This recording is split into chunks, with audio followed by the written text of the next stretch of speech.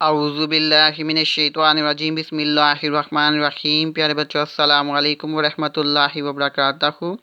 प्यारे बच्चों, आज हम उर्दू की हैंड राइटिंग पर काम करेंगे, यानी उर्दू लिखाई पर आज हम जो है वो काम करेंगे। तो उससे पहले सब बच्चों ने एक बात को ज़हन रखना है कि जब भी आप उर्दू की न्यू कॉपी पर काम लिखना शुरू करें तो उससे पहले कम से कम आप 2 पेज जो हैं एक टैग के लिए और दूसरा आप अपना फर्स्ट टर्म सिलेबस के लिए जो है वो उसको छोड़ देंगे। उसके बाद आप 3rd पेज पर इस वर्कशीट को जो है फ़ोटोकॉपी की सूरत में चिपसा करेंगे, या इसको आप बाय हैंड यानी हाथ के साथ भी इसकी लिखाई कर सकते हैं।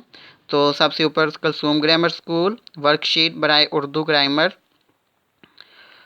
हरूफ तहजी, यानी सबसे पहले हमें इल्म होना चाहिए कि हरूफ तहजी कहते किसको हैं। तो हर ज़बान के बुनियादी हरूफ होते हैं जो ज़बान को तहरीर में लाते हैं। उर्दू कायदे के इब्तदाई हरूफ अलिफ ता बढ़िए यानी अलिफ बे के हरूफ हैं को हरूफ तहजी कहते हैं, यानी अलिफ ता बढ़िए को हरूफ तहजी कहते हैं।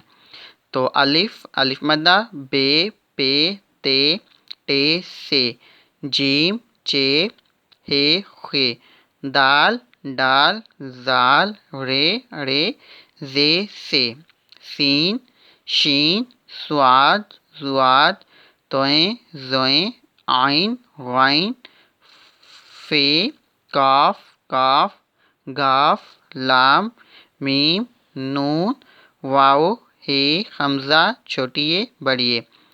यानी आपको ये वर्कशीट जो है वो लिखवाने का यानी इसी प्रैक्टिस करवाने का मकसद ये है कि आपके इल्म में हो जाए, यानी आपकी प्रैक्टिस हो कि बे को लाइन पर कैसे लिखते हैं, यानी बे को लाइन के साथ मिलाकर लिखते हैं। जैसे अलिफ है तो अलिफ को भी लाइन के ऊपर लिखते हैं लेकिन लाइन के साथ मिलाकर लिखते हैं।